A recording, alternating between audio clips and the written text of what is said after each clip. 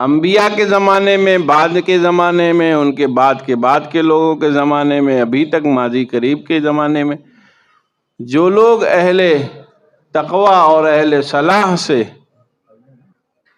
تعلق قائم کر کے دنیا ہی مانگتے رہ گئے، دنیا تو مل گئی لیکن دین نہیں مل پایا، یا دین مل بھی گیا تو تھوڑے دنوں تک رہ کے پھر چلا گیا،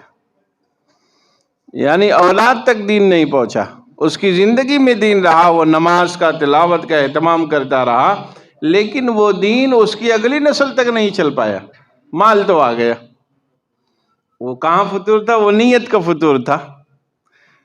نیت درست نہیں تھی، دنیا کے لیے آنا جانا، لیکن چونکہ بزرگوں کے یہاں پہنچ جانے سے کچھ نہ کچھ فائدہ ہو ہی جاتا ہے، تو دنیا بھی ملی، دین بھی ملا، لیکن دین دیر تک نہیں چل پایا۔ اس لیے میرے بھائیوں اور دوستوں، بالخصوص جو ہمارے پرانے ساتھی ہیں،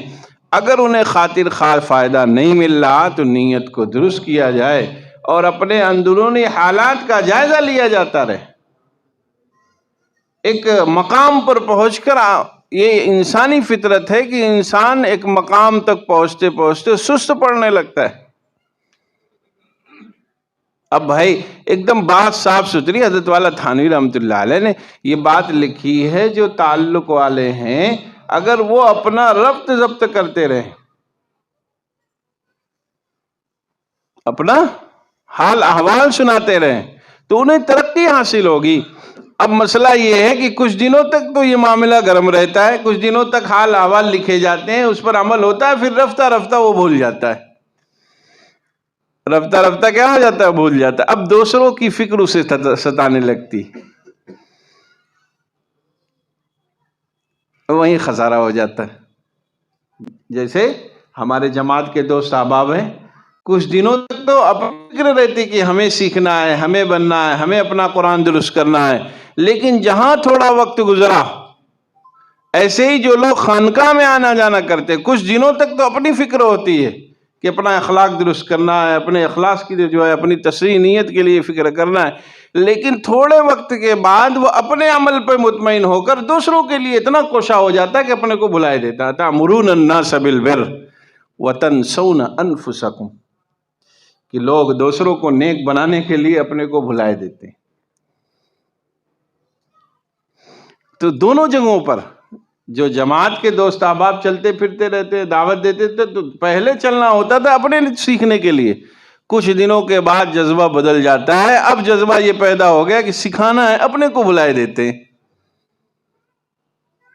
چنانچہ کبھی کبھی یہ بات دیکھنے میں آتی ہے کہ پرانے ہیں لوگ، جماعت کے کام میں پرانے لگے ہوئے ہیں، خانقاہ آنا جانا بہت دنوں سے بزرگوں کے ہاں، قرآن کی تصحیح نہیں ہو پائی، قرآن صحیح نہیں پڑھ پا رہے، نماز سنت کے مطابق نہیں پڑھ پا رہے، ہاتھ پیر صحیح استعمال کرنے کا ڈھنگ نہیں آ پایا، اخلاق کی درستگی نہیں ہو پائی۔ کیوں؟ کچھ دن کے بعد یہ اندر سے جذبہ پیدا ہوا کہ لوگوں کو کام آنا ہے۔ اس لیے میرے بھائی اور دوستو، نیت کی تصحیح بہت ضروری ہے۔ اس کا مطلب یہ نہ سمجھ لیجئے گا کہ ہم دوسروں تک دین پہنچانے کے قائل نہیں ہیں، یا دوسروں کو دین کی دعوت دینے کے لیے منع کر رہے ہیں، دوسروں کو کام کی طرف متوجہ کرنے سے منع کر رہے ہیں، اس کا مطلب یہ نہ سمجھیے گا۔ مطلب یہ ہے بھائی اپنے کو بلائے دیتے ہیں، یا پھر دوسری جگہوں پر حضرت والا پھول پوری رحمۃ اللہ علیہ کی ایک بات یاد آئی، فرمایا کہ لوگ آتے ہیں اہل دل کے پاس، اہل تقوی کے پاس، اہل اللہ کے پاس، تو انہیں آنے کے بعد دین ان سے سیکھنا چاہیے، ان سے ذکر کا طریقہ سیکھنا چاہیے۔ جیسے ہم دنیا کی جگہوں پر جا کر، اہل دنیا کے پاس جا کر، تاجر کے پاس جا کر جس کی دکان پہ چڑھتے ہیں اس سے وہی چیز مانگتے ہیں جو اس کی دکان میں ہے۔